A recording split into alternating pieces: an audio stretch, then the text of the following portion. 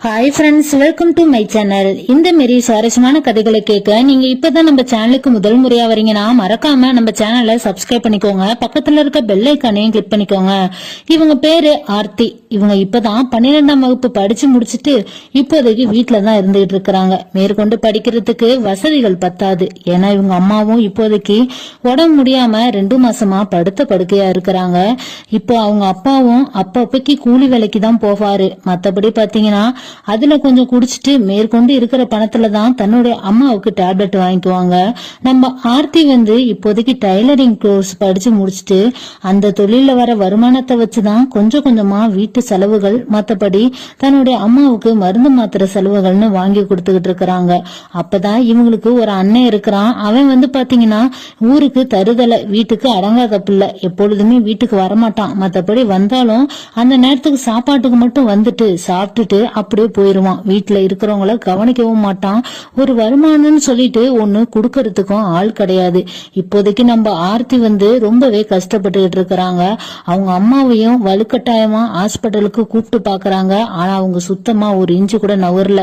ஏன்னா அவங்கள பொறுத்த வரைக்கும் நான் இப்படி என்னுடைய காலத்தை ஓட்டிட்டேன். இதுக்கப்புறம் நான் ஹாஸ்பிட்டலுக்கு போய் பொழைச்சி என்ன பண்ண போறேன்? எனக்கு ஒரே ஒரு கவலை மட்டும்தான் இருக்கு ஆர்த்தி. உன்னை எப்படியாச்சும் ஒரு நல்ல இடத்துல யார்ட்டையாச்சும் கொடுத்துடணும். ஏன்னா நீ இங்க இருக்க கூடாது. தயவு செஞ்சு நான் சொல்றத மட்டும் கேட்டுக்கோ. நான் இறந்துட்டேன்னா இந்த வீட்டுல நீ இருக்காத. உன்னுடைய அப்பாவும் அண்ணனும் உன்னை பாத்துக்க மாட்டாங்க. உன்னை நரகத்துல தள்ளணும்னு முடிவு பண்ணிட்டாங்க. நான் செத்த அடுத்த செகண்டே நீ இந்த வீட்டை விட்டு கிளம்பிரு. இங்க தயவு செஞ்சு இருக்காத அப்படின்னு சொல்லுவாங்க. உடனே நம்ம ஆர்த்தியும், என்னமா சொல்றீங்க? எதனால இந்த வார்த்தை சொல்றீங்க? எதுக்கு அப்பாவையும் அண்ணனையும் தப்பா சொல்றீங்க அப்படின்னு சொல்லுவாங்க. உடனே நம்ம ஆர்த்தியோட அம்மா, நான் சொல்றத மட்டும் கேளுமா, இதான் என்னுடைய கடைசி ஆசை. ஏன்னா எனக்கு ரொம்ப உடம்பு முடியல. இதுக்கப்புறம் நான் இருப்பேனா என்னன்னு ரொம்பவே டவுட்டா இருக்கு. அப்படி இருக்கிறப்ப தான் நான் உன்கிட்ட சொல்றேன், நீ தயவு செஞ்சு நான் செத்த அடுத்த செகண்டே இந்த வீட்டை விட்டு போயிரு. எங்கேயும் எப்படியோ போய் பொழைச்சுக்கோ. இங்க மட்டும் தயவு செஞ்சு இருந்துராத அப்படின்னு சொல்லுவாங்க. இதெல்லாம் நீங்க தப்பா எடுத்துக்கிட்டு இருக்கீங்கம்மா. நீங்க இன்னும் நல்லா உயிரோட இருப்பீங்க. உங்களுடைய நல்ல எண்ணத்துக்கு நீங்க நல்லா தான் இருப்பீங்க அப்படின்னு சொல்லிட்டு அப்பதான் மருதம்மாலும் ஒரு அம்மா வருவாங்க. நம்ம ஆர்த்தி அம்மாவோட ரொம்பவே அவங்க க்ளோஸ் ஃப்ரெண்டு. எப்பொழுதுமே இவங்க 2 பேரும் சிரிச்சு பேசிக்கிட்டு வேலைக்கு போன டைம்ல எல்லாம் 2 பேரும் ஒன்னா வேலைக்கு போவாங்க. இப்போதைக்கு உடம்பு முடியலாம படுத்த படுக்கை ஆகவும் அவங்க மருதம்மாள் தான் அடிக்கடி இவங்களை பாத்துக்கிறது, மத்தபடி இவங்களுக்கு ஹெல்ப் பண்றது எல்லாமே பண்ணிட்டு இருந்தாங்க. ஒரு கட்டத்துல இவங்க அடுத்த நாள் பாத்தீங்கன்னா விடியற் காலையில ஏந்திரிச்சு வீட்டு வேலைகள் எல்லாமே நம்ம செஞ்சுக்கிட்டு இருப்பாங்க. ஆர்த்தி அப்பதான் அம்மா இன்னும் ஏந்திரிக்கல அப்படின்னு சொல்லிட்டு ரூம போய் பாக்குறப்பதான் அவங்க இறந்திருப்பாங்க. எப்பொழுதுமே உடம்பு சரியில்லைன்னா கூட காலையிலேயே பாத்தீங்கன்னா 5 மணிக்கெல்லாம் ஏந்திரிச்சிருவாங்க. இப்ப ஏன் இன்னைக்கு இன்னும் தூங்கிட்டு இருக்காங்கன்னு சொல்லிட்டு ஒரு 5:30 போல பாக்குறாங்க.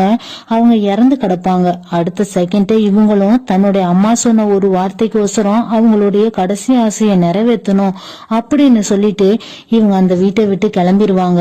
யாருக்கும் எதுவும், அப்பாவுக்கும் அண்ணனுக்கும் எதுவுமே சொல்லாம அந்த இடத்துல இருந்து உடனே கிளம்பிடுவாங்க. அடிக்கடி பாத்தீங்கன்னா இவங்க நினைப்புல ஓடிட்டு இருக்கிறது அம்மாவுடைய இறுதி சடங்குகள் எப்படி முடிஞ்சது என்னமோ அதே நினைப்புலதான் இவங்க ரோட்ல தன்னைத்தானே அறியாம நடந்து போயிட்டு இருக்கிறப்ப ரோட்டை கடக்கணும்னு சொல்லிட்டு எதிர்பாராத விதமா கடக்கிறப்பதான் நம்ம ஆர்த்திக்கு ஆக்சிடென்ட் ஆயிருது. ஒரு கட்டத்துல இவங்க அப்ப பெட்ல இருந்து கண் முடிச்சு பாக்குறப்பதான் இவங்க ஹாஸ்பிட்டல்ல இருக்கிற விஷயமும் தெரியுது. அப்பதான் கண் முடிச்சு பாப்பாங்க. அப்ப அவங்க உள்ள நர்ஸ் பார்த்து, என்னம்மா உனக்கு நல்லா இருக்கா, எப்படி இருக்கிற அப்படின்னு சொல்லி விசாரிப்பாங்க. உடனே இவங்களும், இப்போதைக்கு நான் நல்லா இருக்கேன், என்னை யாரு இங்க கொண்டுட்டு சேர்த்தா அப்படின்னு சொல்லுவாங்க. அப்பதான் சொல்லுவாங்க, உன்னை ஆக்சிடென்ட் பண்ண பையன் சேர்த்துட்டு அவனு கிளம்பி போயிட்டான். இப்போதைக்கு உன்னை தேடி யாருமே இது வரைக்கும் வரல. இப்ப நீ என்ன பண்ணலான்னு இருக்க? உன்னோட பீஸ்கள் எல்லாத்தையும் கட்டி ஆகணும், உன்னை டிஸ்சார்ஜ் பண்ணி ஆகணும் அப்படின்னு சொல்லுவாங்க. இவங்களுக்கு என்ன பண்றதுன்னு தெரியல. நம்ம ஆர்த்தியை பார்த்த டாக்டர் தான் அப்போதைக்கு வருவாரு. இவங்களுக்கு நடந்த எல்லா விஷயத்தையுமே அவங்கள்ட்ட கேட்டு தெரிஞ்சுக்கிட்ட பிறகு நான் உன்னுடைய பேமெண்ட் எல்லாத்தையும் பே பண்ணிடுறேன், உனக்கோசரம் நான் ஹெல்ப் பண்றேன், நீ படிக்கணும்னு தானே ஆசைப்படுற, நான் உன்னை படிக்க வைக்கிறேன், நீ என்னுடைய வந்துரு அப்படின்னு சொல்லுவாரு. ஒரு கட்டத்துல நம்ம ஆர்த்திக்கு என்ன பண்றதுன்னு தெரியல, யாரோ ஒருத்தர் எதிர்பாராத விதமா இந்த வார்த்தை சொல்றாங்களே அப்படின்னு சொல்லிட்டு அவங்க ஒரே யோசனையிலே இருக்காங்க. அடுத்த கட்டமா எங்க போகணும்னு தெரியாம முழிச்சுக்கிட்டு இருக்கிற நம்ம ஆர்த்திக்கு அப்பதான் சரி எப்படியோ நம்மளுக்கு ஒரு இருப்பிடம் வந்துருச்சு, மத்தபடி நம்மள படிக்க வைக்கிறேன்னு சொல்றாங்க, நம்மளுக்கு படிக்கிறதுக்கும் ரொம்ப ஆசையா இருக்கு, சரி இவங்க சொல்றதையே கேட்போம் அப்படின்னு சொல்லிட்டு நம்ம ஆர்த்தியும் அவங்களோடய கிளம்பி போயிருவாங்க. அப்பதான் அந்த வீட்டுக்கு போறப்ப அந்த வீட்டுலன்னு சொல்லிட்டு யாருமே கிடையாது. ஆர்த்தி, உங்களுக்கு டாக்டர், நீங்க உங்களுக்கு மனைவி குழந்தைங்கன்னு சொல்லிட்டு யாருமே இல்லையா அப்படின்னு கேக்குறப்பதான் எனக்கு யாருமே இல்லம்மா, நான் மட்டும்தான் இருக்கிறேன். ஏன்னா எனக்கு அக்கா அம்மா அப்பாலாம் இருந்தாங்க, அக்கா லவ் மேரேஜ் பண்ணிக்கிட்டு வேற ஒருத்தனோட ஓடிட்டா. அதுக்கப்புறம் எங்க அப்பா அம்மா அவங்க நினப்புலயே இருந்து 2 பேரும் ஒருத்தர் பின்னாடி ஒருத்தர் இறந்து முடிச்சுட்டாங்க. நானு பாத்தீங்கன்னா இருக்கிற சொத்து பத்துக்கள்லாம் கொஞ்சம் விற்று அதை வச்சு எப்படியோ படிச்சுட்டு இருந்த கொஞ்சம் இடத்துலயும் ஒரு ஹாஸ்பிட்டல் கட்டி அதை இப்ப ரன் பண்ணிட்டு இருக்கிறேன்.